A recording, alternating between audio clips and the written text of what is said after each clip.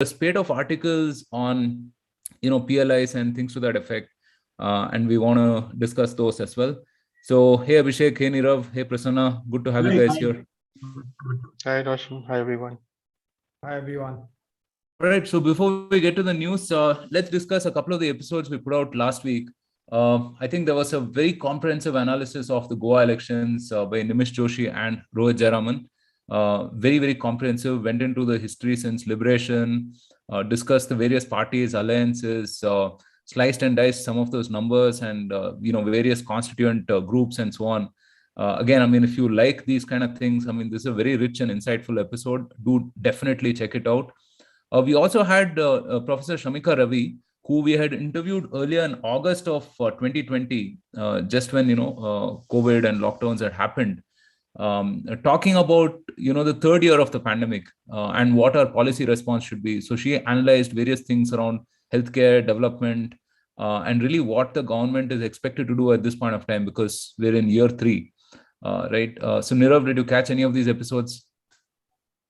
Yeah, so I got part of the episode with Shamika Ravi, and so absolutely, it is quite an interesting thing, and also how our policy response, everything has evolved, right? As per there are quite a few learnings from this whole pandemic and healthcare capacity, and probably if all the policy makers kind of incentivize our response to kind of better respond in the future, just general addition of capacity, etc., is like one of the first steps. So it's very interesting. It's, I think, worth a listen. I haven't listened to the Goa episode, but that's next on my list. Yeah, it's actually a quite fascinating episode. Even for me, I mean, who is not really clued into a lot of the elections and everything, it was really interesting to understand the history and the social dynamics of the state. All right, moving on to the first piece of news. The biggest news of last week was, of course, that a statue of Netaji Subhash Chandra Bose will be installed at India Gate as a tribute to the legendary freedom fighter. Prime Minister Narendra Modi on Friday announced that he would unveil a hologram of Subhash Bose, Netaji, to legions of his admirers at the same place on his birthday on January 23rd evening as a placeholder until the statue is complete.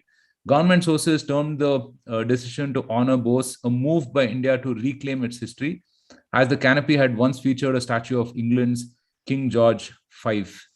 So, Nirav, this is a pretty epic moment, I think, in Indian contemporary history, right? Yeah, I think, a lot has been done recently. One of the first steps was honoring the INA soldiers on Republic Day a couple of years ago. So I think this goes on another step ahead. There's a lot of needless controversy saying that Netaji had aligned against the British with the German and the Japanese. Actually, like in reality, he had aligned with the Japanese powers and calling him a Hitler sympathizer, etc. But people miss the nuance of like what really was and what actually his Azad Hind Fauj did. It is I think we need to honor Netaji, and on a side note, like moving away from like our colonial figures, we need to reclaim our history. So I think I'm total agreement of this. I live in Singapore, where the first Azad Hind Fauj was started. There is a plaque commemorating soldiers of the INA. There is Netaji. There is one, you would call it a cenotaph commemorating Netaji. So I totally believe this has to be done. And what better day than his birthday? So yeah, it's a positive thing. Yeah, today is also Parakram Divas, right? We're celebrating the Republic Day, ahead of time starting this year. I think it's a great thing. Abhishek, what do you make of some of the controversy that there was around, in terms of rewriting history and so on? Yeah, so basically, two things have happened or were in the news which became controversial. First one was the decision to sort of move the flames of Amar Jawan Jyoti to the National War Memorial, right? And a lot of opponents of the government were calling it as a disgraceful move to extinguish the flame at Amar Jawan Jyoti. But in general, it seems that the move is done, with the blessings of the armed forces and war historians and so on. So this has been a sort of demand for them to, because you have to understand what each of those symbols and structures mean, right? So the India Gate is a colonial, monument which has the names of all those Indians who died fighting in World War One and Two.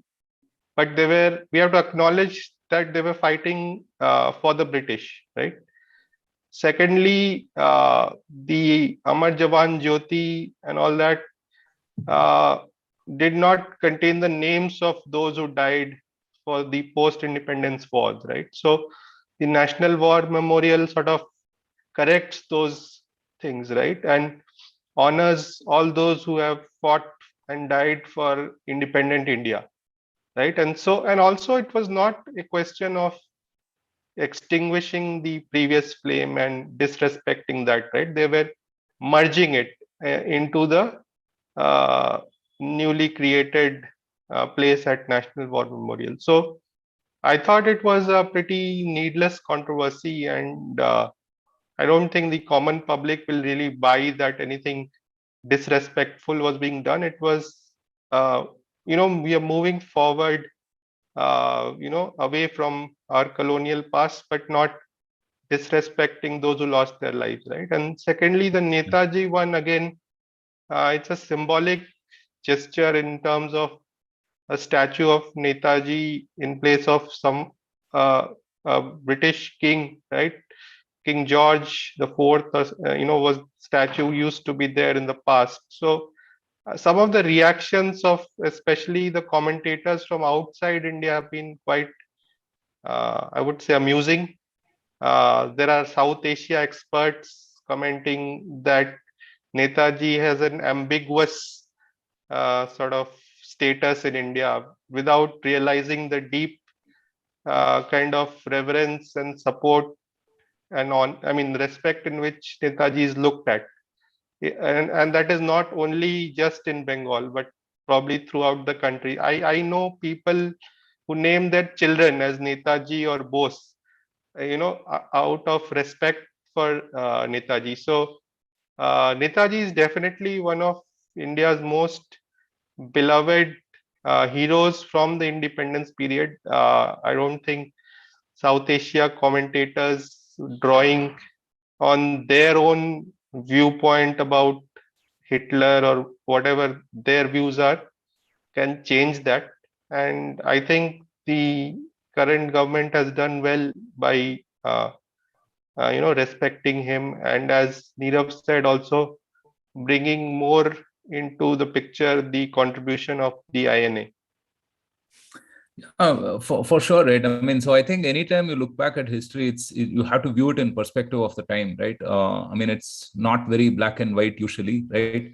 And we've seen similar movements elsewhere as well. I think in Britain, people are, really revisiting whether Winston Churchill was, I mean, plenty of allegations on racism and so on and so forth. I mean, think people are kind of viewing that in perspective. Then, in the US, we've seen this whole fracas about the Confederation flag and those things as well. Prasanna, what do you make of it? I mean, good idea to go back in history and look at some of these things. Yeah, I think the merging of the flames and moving it to the National War Memorial, I think it was a non-controversy. I don't know, it was pretty silly to even outrage over it. Almost all traditional army celebrations and commemorations have almost moved to this National War Memorial. So I think it was a fitting culmination that the flames were merged. So that was a non-controversy. On Netaji, yeah, like what Abhishek just made the point. He is a revered national hero, and I think he's kind of has a huge mind share among significant section of the Indian population, and also see, there are multiple historical narratives, right? Like so of course, many of these narratives will be in contestation with each other. We have the Gandhian strand of fighting for the independence, and then there was this, the Netaji model of resistance as well. And both need to be equally respected and recognized in the narrative, actually. So perfectly fine. I mean, I think these are things that a country does as it marches ahead. Yeah, I mean, Right. that's my perspective. Yeah. Yeah.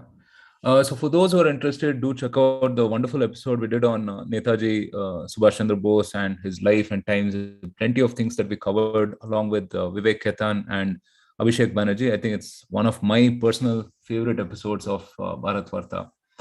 Well, moving on, the Information and Broadcasting Ministry Joint Secretary Vikram Sahay today said, based on fresh intelligence inputs, the government has directed social media platforms to block some accounts for spreading, to quote, fake news and anti-India news. The Information and Broadcasting Ministry has issued directions for blocking 35 YouTube channels, 2 Twitter accounts, 2 Instagram accounts, 2 websites, and a Facebook account. Mr. Sahay said all these accounts are operating from Pakistan and spread fake anti-India news and other content. The directions to block the content have been issued using the emergency powers granted to the Secretary of Information and Broadcasting, who can order an immediate takedown of content under the new social media and intermediary guidelines. Well, I think we did an episode some time back on the social media regulations and so on. We've done more than a couple, in fact. Do check it out. And I think considering how big a leverage media has been, and the internal strife that we're seeing in a few of these states, especially the border states, and the potential to disrupt law and order, I think this is a wise move in that regard, and pretty routine move, I would say. Right. Moving on. 3 separate incidents of human smuggling occurred over the last 1 month near the US-Canada border, where authorities this week arrested 7 Indian nationals and found the bodies of 4 more. A family of 4 Indian nationals, an adult male, adult female, teen male, and an infant, were found frozen to death just inside the Canadian side of the international border as they attempted to cross over into the US illegally. The complaint said that one of the Indian nationals apprehended reported that he paid a significant amount of money to enter Canada from India under a fraudulently obtained student visa. Nirav, pretty unfortunate news. So this is unfortunate, I would say, like on multiple counts. So first is obviously the human tragedy. Like 4 lives lost is like 4 lives too many. But also it highlights a couple of things. So one is like the scale of illegal immigration, the kind of probably like one thing which India needs to address is like lack of opportunity, lack of jobs. Obviously, there is a big difference in per capita GDP. Second thing is the US and Canada themselves need to crack down on these human traffickers who are taking huge fees and trying to smuggle people in. US, they've kind of clamped down, this is since the time of Obama, on like employing illegal immigrants. But there are laws and trying to give residency to illegal immigrants or children of illegal immigrants is actually given on higher priority. Bulk of them actually come from Mexico or like other Latin American countries, Central American countries coming via Mexico. And because of the political issues, what their immigration system is a bit flawed, where illegal immigrants are let off lightly or converted to legal migrant status faster than like legal immigrants going on an H-1B visa, right? So which kind of also makes it attractive to break this law and get in, hoping for amnesty later on, right? So I think that is one other thing. Then finally, like this part of given like cordial relations between Canada and the US, the border is very porous. It's easy to cross across, and you have this is like right in middle America. So Canadian side it's Manitoba, on the US side it's Minnesota, which is part of the Midwest, right in center of America on the northern border, and it gets really cold during this winter. That's probably lightly patrolled as well, and a lot of it is agricultural land. And during the winter, under snowfall, there's no agriculture going on. So it's all unsupervised, and they were trekking, walking through, and unfortunately they passed away just 6 miles inside of this border. So I think it's probably food for thought for all kind of authorities involved. So not just India, also like Canada and the US. There's a lot of illegal immigration into Canada as well, where people, like you hear people going on fraudulent like student visas but never turn up to the university and end up working as an illegal immigrant in a store or a petrol pump, etc. Right? So definitely there's a bit of food for thought, and maybe by eliminating it in the bud itself, we can avoid such loss of lives. Yeah, only Nirav, just want to add. See, I think this entire, immigration, what motivates people to migrate to a different land, whether it's economic reasons, only economic reasons, or what are the reasons? I mean, I think when you're talking about, say, eliminating the root cause, see, let's take economic prosperity as one key driver, okay?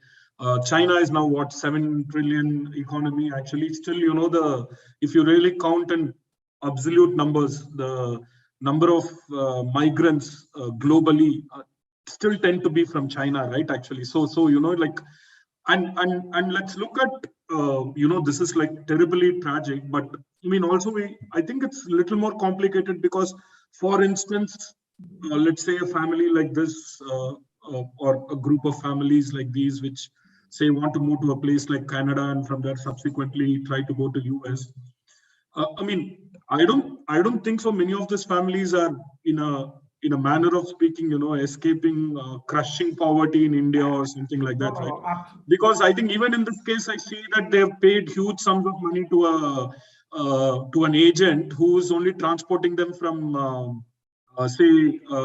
cross border. I think that there must be surely organized rackets which are helping these people cross borders and all that, right? And these sums, would kind of, if they kind of spend that sums in country like India, I'm sure they can. Of course, humans are always driven by aspirations and need for upward mobility.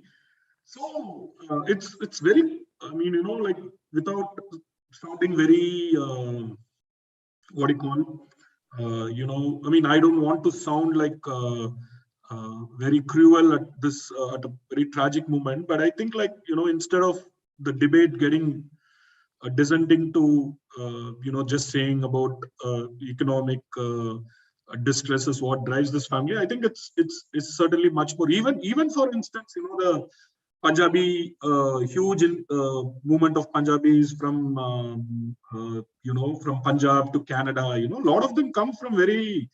In fact, I think the bulk of migrants hail from very affluent landowning communities, right? And even the student migration to say Australia or to Canada, US, I think the bulk of students who go to US are probably, I think there is a certain scholastic standards for the intake, but like say Australia, for instance, which uses education as a major economic, what do you call, I mean, I think it's a big money spinner for them economically, Australia. I don't think so. All the students who go there essentially go because they are, there are lack of education opportunities. They are probably buying their way to migrate actually. So, I think this is very complex, and I don't think so. This will, as long as humans are there and they have these aspirations and, they seek comfort in their own family, relatives, and all. I think this kind of migrations are thing. Maybe this organized illegal rackets promising cross-border movement, they can be cracked down, which again I think comes down to what the authorities in the border do. I mean, I think in both US, I think like sometimes they. While public rhetoric might be against illegal migration, I think it also fundamentally reduces their labor cost in a big way. So there's a kind of wink and nod approach as well to the problem. So, I think, but anyway, I already see in India that people are saying, Indians are leaving India because to escape crushing poverty, and they're going into the frigid conditions and trying to cross the border. I don't think so. That's essentially true in this case, at least, actually. Yeah, no, 100%. All right. So we had a bunch of articles and news bites in the past few days and weeks from the likes of former RBI Governor Raghuram Rajan and the former Chief Economic Advisor Arvind Subramaniam, on whether India is turning protectionist, and we thought it's worth a discussion, right?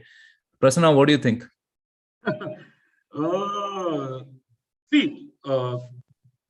If you understand protectionism, of course, in a very limited and traditional sense of the term, of course, I think Neerav will probably add on after I finish. I think certainly there have been a targeted changes in the tariff regime. I think across items, I think India certainly kind of, up the rates on various imports. Okay. But this I don't think so. I think across the world, all countries are now pursuing what is now being called as the industrial policy. Actually, basically, they want to insert strategic industries within the border act. Every country actually. Of course, I'm not even getting into the argument of the East Asian. You can call it the model where essentially the industrial policy model is what led to the prosperity levels at which they are right now. So let's say that even they executed the strategy in 70s and 80s when probably free trade was not a virtue, and probably we didn't have a WTO type of a regime, and then there was a global consensus that free trade is great for the global economy. Maybe they achieved all that beyond that, but I'm just talking about the last 2-3 years trend where countries after countries have focused on significant strategic sectors with huge policies. So this is India is not doing anything different from what the rest of the world is doing. And I think of course Rajan kind of ranting against it is expected, because I think his criticism certainly has a certain the element of he being a partisan increasingly. But Arvind Subramaniam type of folks, who still have who kind of not still fully plunged into, according to me,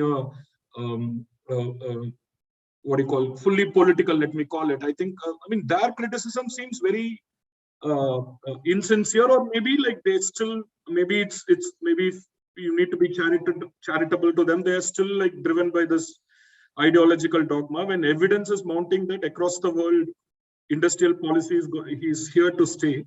And all this comparisons with license permit Raj is what makes this entire thing very laughable.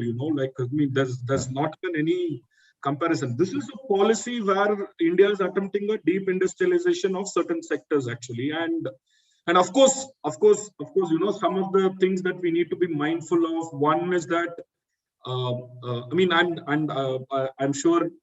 I also urge the readers to read this excellent article by Neerav Shah, one of the members of Prime Minister's Economic Advisory Council, on how India has kind of, used a combination of tariffs, incentives, PLIs, and all to make huge inroads into electronic manufacturing. Okay, that's a template strategy, I think, which India is now replicating through the PLI schemes in 12-13 sectors actually. So India's PLI scheme have been just rolled out, right? I think probably only 1 or 2 sectors have already, or maybe not even one PLI's incentives have not even been paid. Okay, so there's no evidence whether it's succeeded or failed, but this kind of a premature declaration that this PLI scheme is a return to protectionism, it's bound to fail, I think is just nothing more than very ill-informed criticism, according to me. And I think this is my personal sense is that somewhere down the line we need to address the trade imbalance with China, and I think India.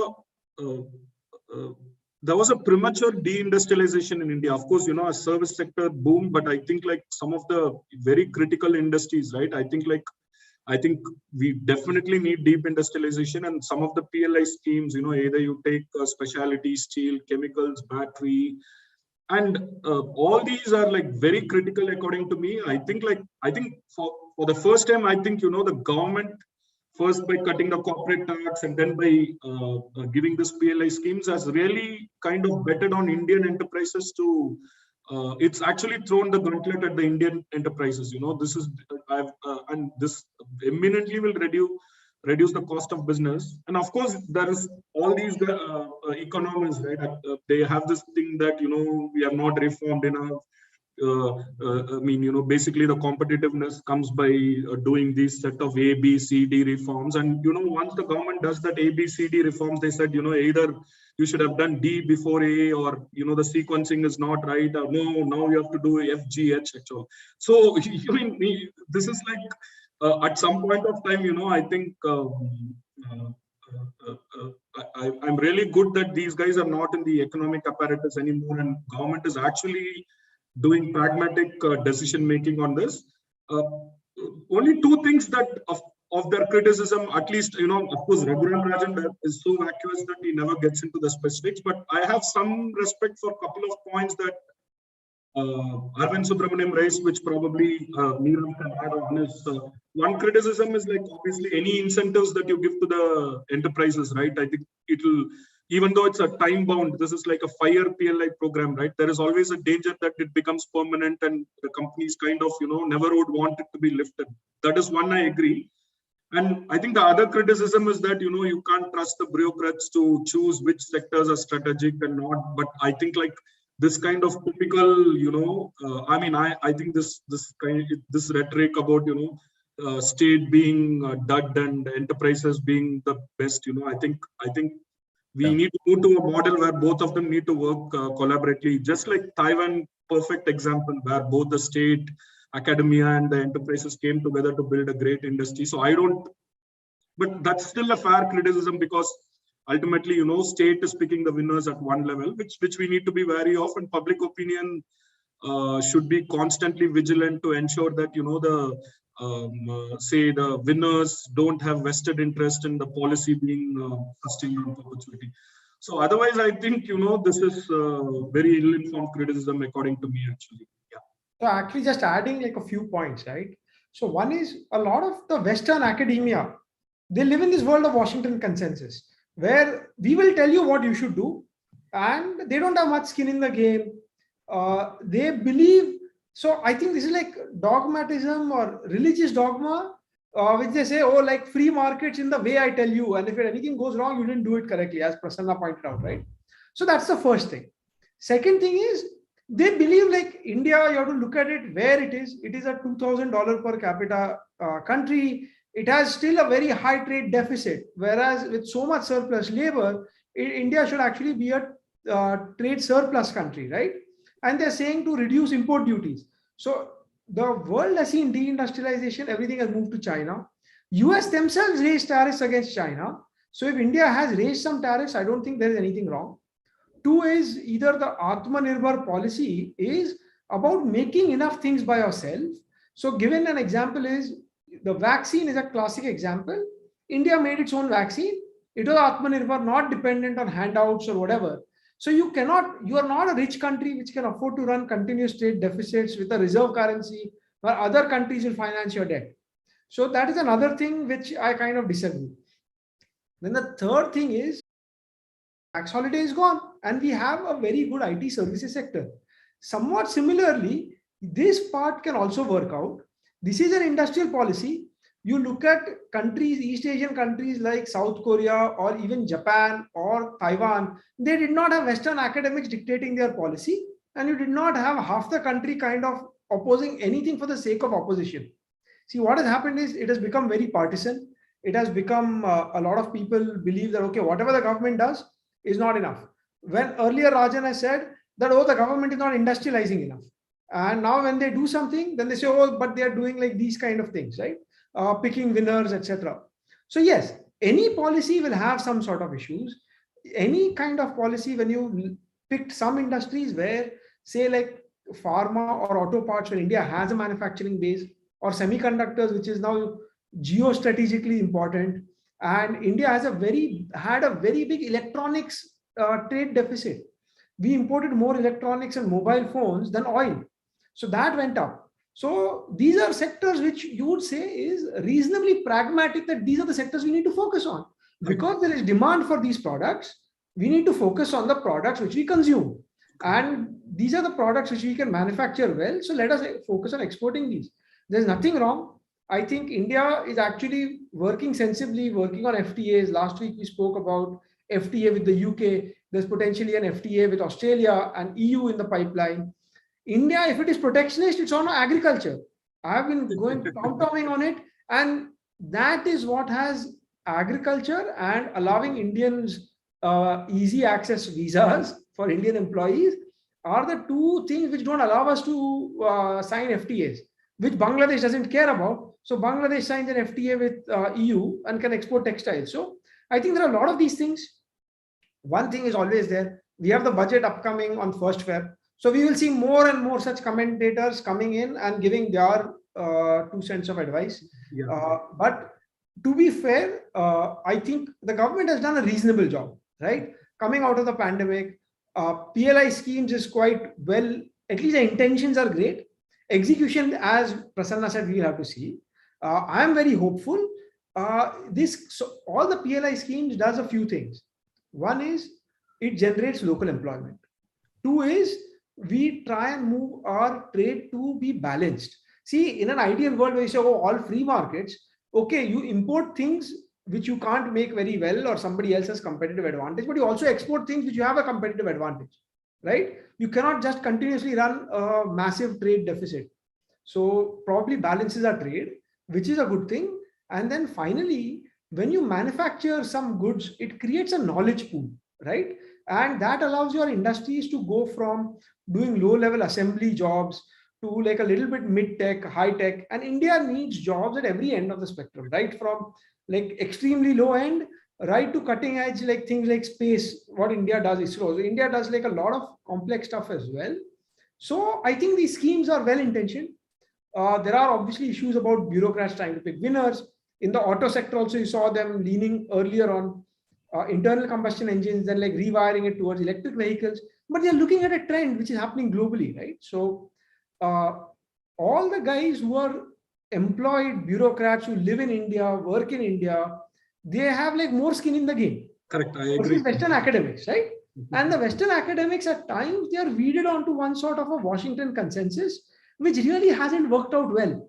No, but in this case, Nirav, even the Washington consensus or the economic orthodoxy, right? Like just 3 years back, the kind of orthodoxy that people like, say, Rajan or even Subramaniam to some extent, either from, limiting fiscal deficit, government. I mean, in US, like, the state economists are even talking about price controls, okay, to inflation, so this economic orthodoxy itself is completely collapsing. Exactly. Then they seem to be reserving all this, even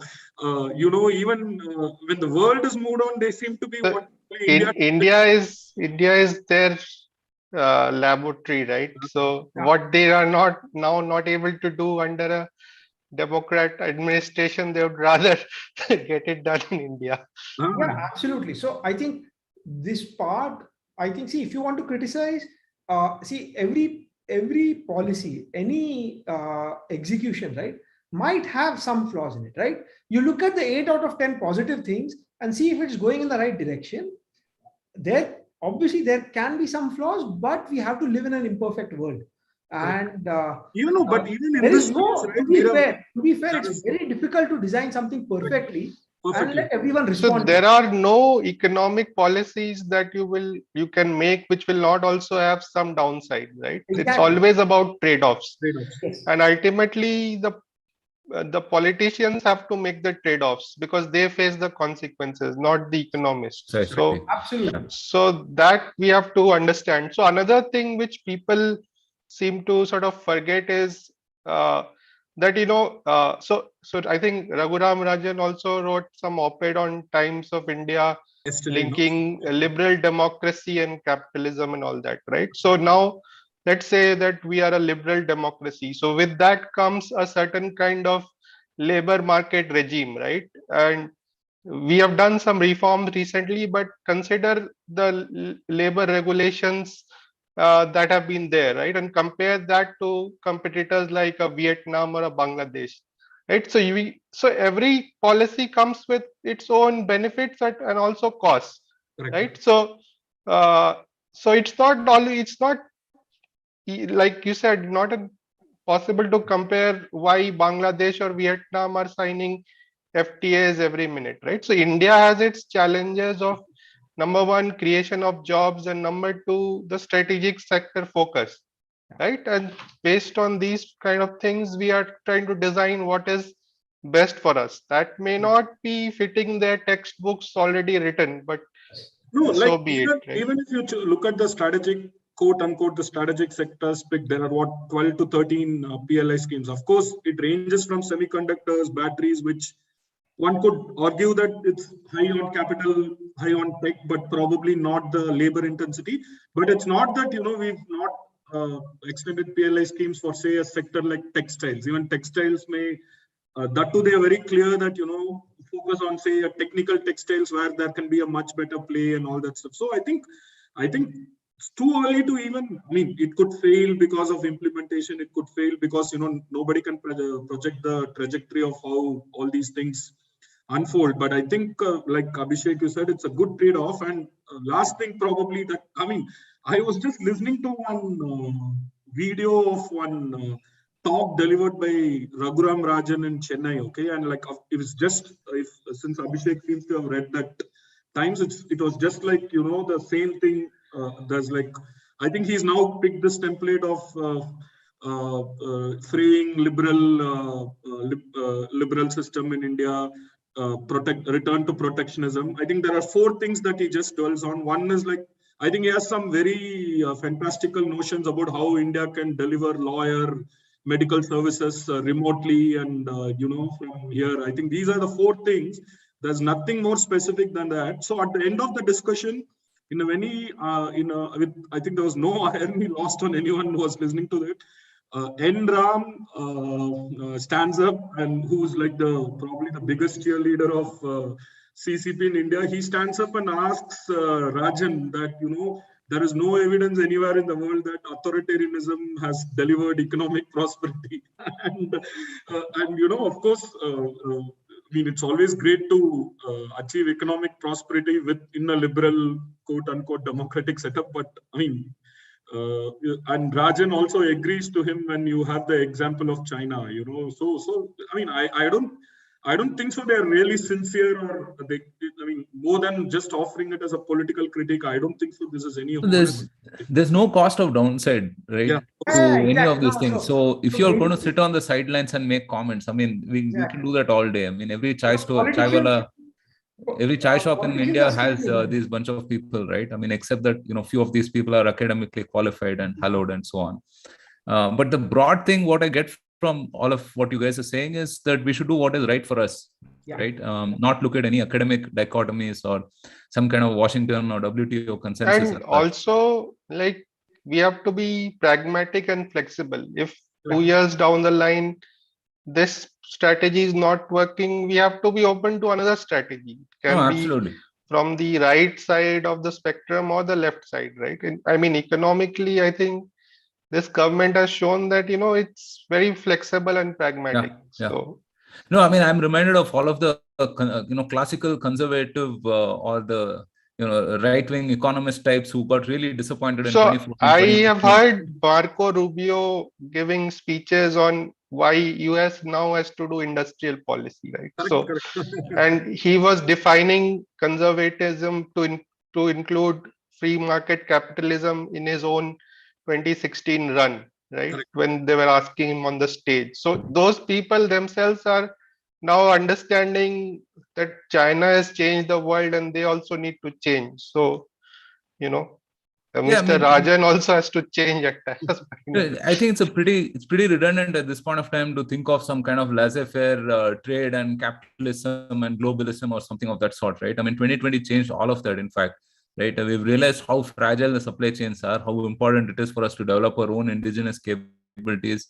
from every perspective, from a trade and national security perspective. Absolutely. And also this thinking of, moving beyond this market mindset, right? Okay, we're such a large market. I mean, come and sell all of your goods here, right? I mean, See, we have if to do we some had value addition been to some of these things making also. new state-run enterprises and all that, then I could say that, you are going back to the 1960s. Like Yeah. this kind of, like, even if they critique, they should give something sensible, right? Like this is no way going back to the 1960s. So No, Yeah, absolutely. this is more like, I would say the closest thing is sort of what the Japanese did with like big industrial houses, Kairetsu, or Korea, they call them chaibol.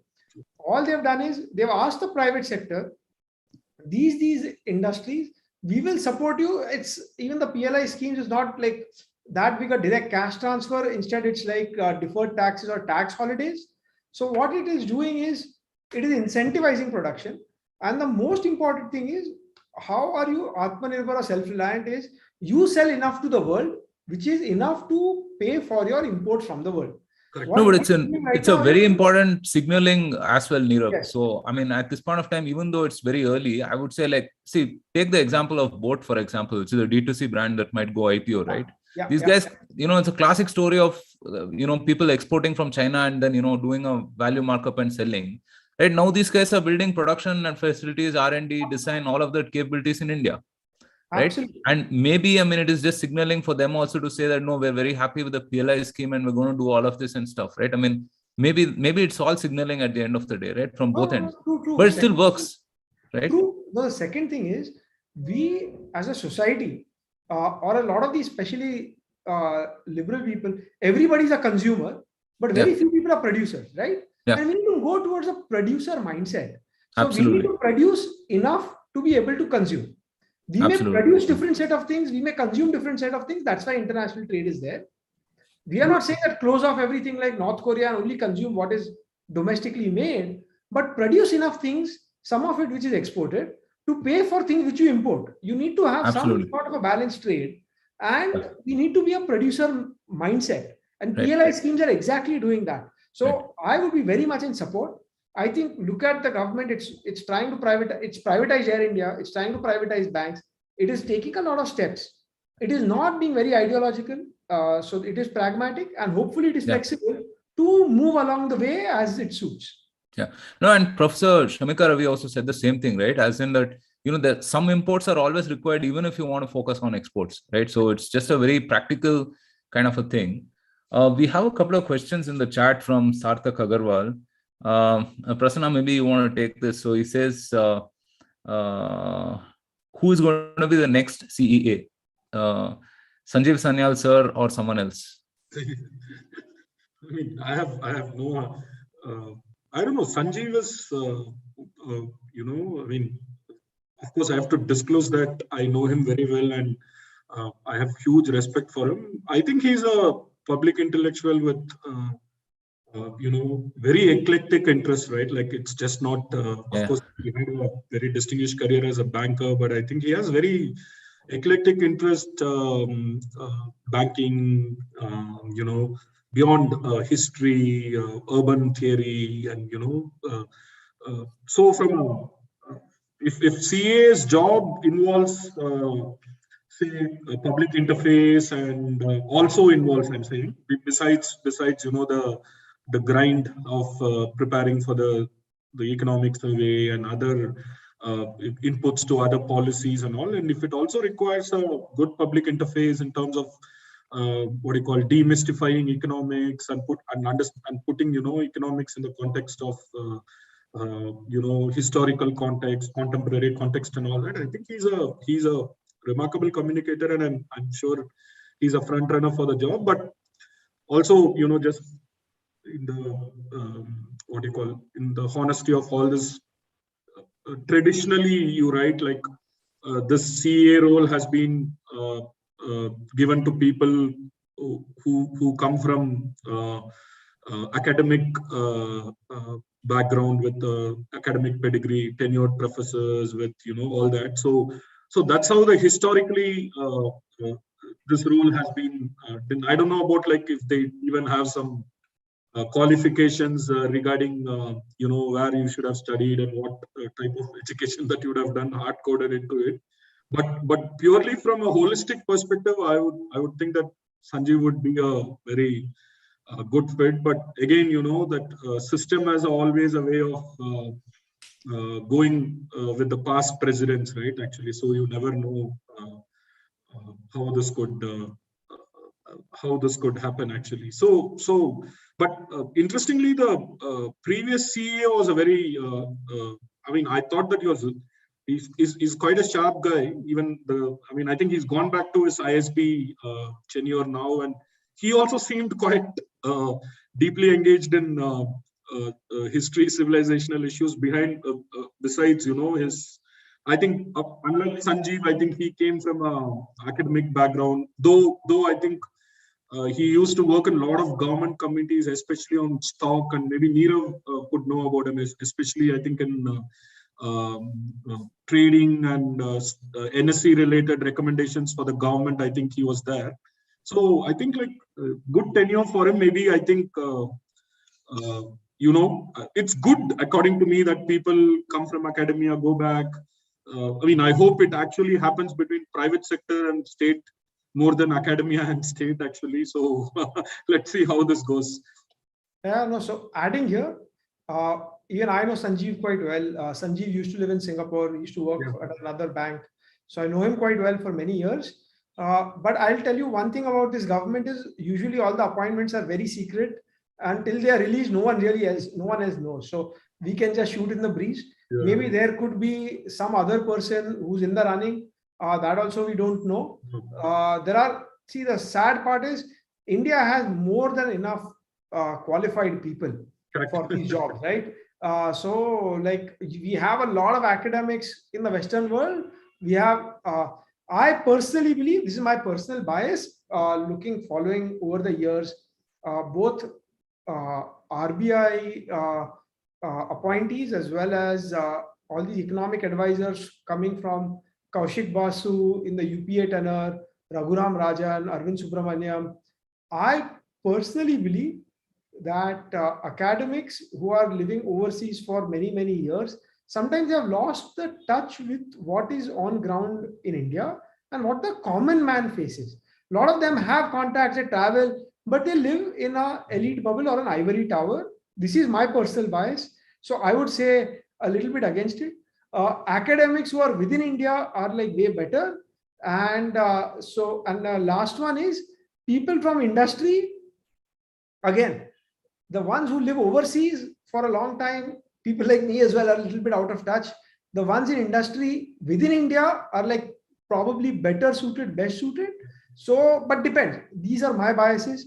Maybe they will choose as per whatever criteria they have. Yeah, I think there are also rules actually in terms of what I just Googled.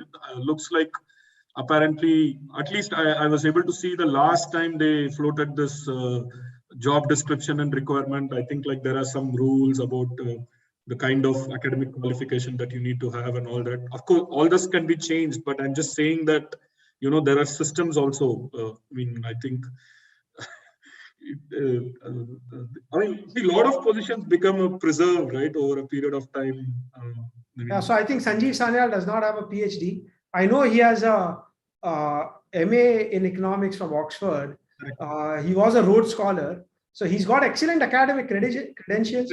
He's worked in Deutsche Bank for a long, long time. So he's got some industry credentials. But yeah, probably, unless the rules are changed, maybe he might not be in the running. So as I said, till this is actually declared, a lot of us would have no clue. And I'm sure they'll select the right appropriate candidate, whoever it is. All right, moving on. Covishield and Covaxin are due to get full approval. In January 2021, when nationwide COVID inoculation drive started, Covishield was granted restricted emergency authorization, while Covaxin was approved in, to quote, clinical trial mode and has been available under emergency use authorization, EUA. The subject expert panel on COVID-19 vaccines has made way for the two main COVID-19 shots to achieve full market approval. A full market approval, as in the case of Covishield and Covaxin, would now mean that on paper, these vaccines can be sold in the open market. I think this is fantastic news. I just add one thing there. Yeah. So yeah, the main thing is now that they are full approval, you can go to a pharmacy and buy it, right? Earlier. So from what I read, they are not going to allow just yet a free market access. They will still keep the distribution via the government channels as it is going on. Maybe few months down the road, that can be given. I think one of the benefits to the manufacturers would be that the amount of and frequency of data that they need to provide continuously for safety related things, that comes down significantly. So, I mean, it's already been proven now, right? So we are well over a year into this. So just curious, how will it work? Basically, once it's anybody who becomes 18 can just go buy and like say. So ultimately, it will be like any other vaccine that we give, let's say, to kids today, right? So you have various. So we don't really bother about the channel of how it is being going to the consumers. So, but I think we are still under a vaccination campaign. So government is not letting go of that. They are kind of reducing the compliance burdens now, and probably in a future date, the direct market access will also come. Correct. No, even if you don't look at say booster doses or something like that anytime soon for universal booster or something, just I think like looking at say 12 to 18 type of people joining that age group, right? Actually, or whatever. I think that itself will be a significant market in a country like India, right? Year on year, if it becomes a. Yeah, that's a big number. Yeah. Interesting. All right. And finally, for some international news, the German naval chief resigned over remarks on Ukraine and Russia. The head of Germany's navy had some controversial things to say about the crisis in Ukraine, and said that the idea that Russia wanted to invade Ukraine was, to quote, nonsense, adding that Putin deserved respect. He said this in a think tank meeting in New Delhi on Friday. Well, I mean, this was a bit unusual. What do you make of this, Abhishek, Nirav? Yeah, so maybe, so first thing is this meeting was in a think tank, but like a video on YouTube has leaked. So first is, I'm not sure whether the German naval chief thought that this is under closed doors and Chatham House rules apply. And maybe he spoke his mind, for which whatever he's resigned. And then 3 key points. So one is, he mentioned that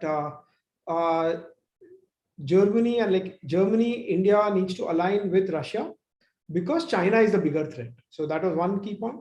Second is, he said that he is a Roman Catholic, and even if Putin might be an atheist, Russia is a Christian country, and then that is why align with them. Third thing, he said that Crimea has been given up to, or Russia now controls Crimea and the peninsula of Ukraine. He says that is gone, and Putin deserves some respect. That is what he needs, and so not to push to recover it back for Ukraine, right? So these are 3 key points. I think a lot of people have said various things about somebody spoke about religion, or is that the big thing? I think the key point has been that he spoke about placating Russia. And while the official NATO stance, I think they look at Russia as their main foe, versus he, in my mind, has correctly identified the threat for these nations. And but maybe one is said out of context. 2 is said it without approval from superiors. So he's the deputy naval chief. He has to. So he has been removed. And he basically went against his country's official stand right now, right? Exactly. So No, I think not really, in the sense that I don't think that German seems to be particularly sharing the same fervor as US in this. so US and EU, Yeah. I absolutely. mean, he shouldn't have made this remark, especially given the position that he's holding. Maybe, like you said, it was a leaked video. Internal comments. See, I think the relentless demonization of Putin. I don't know. Whether he's as evil as what the Atlantis mouthpieces project him to be. But I think, like, even in the Western countries, right, people have kind of become little tired of the way in which he's been like every third issue of Economist puts him on the cover. I mean, it can't be that. So I think, and I actually see a lot of Western people. I mean, as in the commoners, of course, the foreign policy establishment and the elite. I think they are still invested on Russia as the mortal enemy or the perpetual enemy. But I think there is a significant departure from, at least during the Cold War time, where I think within all these countries, at least in the US, there was good consensus that the Soviet was certainly an evil empire, which it was actually. But I think that level of animosity doesn't exist against Russia, or to the matter even Putin. And it almost looks to a lot of people in the West that this is just like another warmongering that these guys are doing, even for the common people. So I mean, I would be very surprised that even if what will be the way in which they are able to sell any intervention in the Ukraine war to their own domestic audience, actually. So broadly speaking, I think what he said is right, both in terms of the strategic drift that they do, and also but probably people position that is as critical, and one more thing. Maybe this is all, maybe this is all some 3D, 4D chess that none of us. So really, one thing is Germany depends on Russia for natural gas. Huge. 40%. And second is, after Fukushima, they've kind of pulled back from nuclear. So now they need some other. Then they have scaled back on coal, saying ESG and CO2 emissions. So what has happened is that you cut down nuclear, you cut down coal, and you're totally dependent on your energy supplies from Russia for an industrial nation like Germany. So again, if you look at it from an economic angle, also, which may not be officially stated, but this shows that Germany is not that anti-Russia as US might want it to be, right? So, but only thing is whether this was a forum where this should have been leaked outside, and B is that whether the context, the whole thing is over an hour-long video. I think at 1 hour and 8 minutes is when he says this. I scrolled through it, and so what this has been said is in what context is what is going on behind. That needs to be seen as well. Anyways, I think he's paid for his blooper. That's a lesson to all of us. No, I think, I just want to say one thing, that this is where we miss someone like Trump, okay? I just need to make this point, that, this effort to wean away Germany from Russian dependence on energy is a bipartisan foreign policy goal of US, since Abhishek follows Marco Rubio well, I think he was one of the big, the Texas senator, right? All those guys were big on opposing the Nord Stream 2 project, which will even further enhance the dependence of Germany on Russia. They were all opposed. But when they clearly found out, Trump clearly realized that Germany is not going to reduce this reliance. He was pretty open in asking them to pay up for the NATO security support, right? Which, I mean, and to give credit to Trump, I think he never escalated the rhetoric against Russia and all that. He was very clear that, either you take, you give back the money in form, because basically once Germany is going to wean away from Russia on energy, that supplies gap has to be plugged by US or US related energy sources, right? Actually, so either you give us the money for NATO or take the energy from us. I think that level of, contrasted to the kind of grandstanding democratic ideals, fighting evil Putin and all that these Democrats are saying vis-a-vis the Trump way of speaking the truth. World misses him. Yeah. No, and also I think this whole thing proves realpolitik, right? I mean, ideologies are so malleable, right? Everyone is literally doing what it takes for them to prosper, really. So, yeah, I mean, we should not hold ourselves to some other, imaginary standards. Even Actually. as all these were happening, like, all these invasions, fault line with Ukraine and all that, Russia was, especially the previous socialist government, right? Like it started in 2000. They have built a Nord Stream through it, just that it's not commissioned actually. They're just using some technical reasons like that company has to be registered in Germany and all that. But the complete infrastructure, the underground pipeline, everything is laid. So it is going to buy gas from Russia and even double the and this pipeline doesn't even go through Ukraine. It's, I think, a direct pipeline between Russia and Germany, I guess. So interesting. So everybody is driven by their own. If you watch, like, Netflix was in the news for the wrong reasons recently, but if you see various European TV shows, one of the recurring themes that comes up is how Russia has all these countries by the scruff of their neck with energy, right? So that's become a very big popular theme, culture theme there. That they're all beholden to Russia in one way or the another for their energy needs.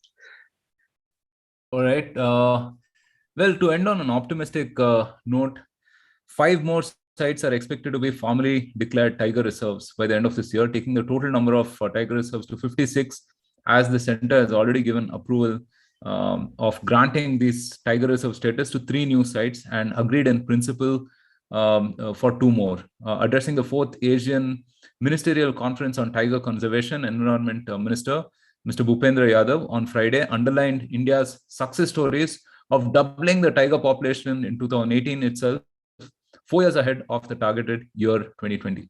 I think very optimistic note for us to end this weekly on. Well, this was a power-charged discussion, lots of debate on this weekly. Upcoming on Bharatvaarta, we have a couple of episodes. I mean, we've discussed the semiconductor episode. We're going to be putting that out, this week.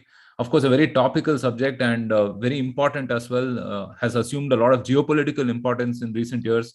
So that should be interesting. And also, I mean, there's a young author, Arjun Singh Khedian, who's written a new book, Land of the Gods, The Story of Haryana. And we're hosting him for a discussion. Ami Ganatra will be hosting that. So we're going to put out these 2 episodes upcoming in this week. Do check them out. And well, that's it. Thank you so much for joining us on this Bharatvaarta Weekly. From Abhishek, Nirav, Prasanna, and myself, thank you again. And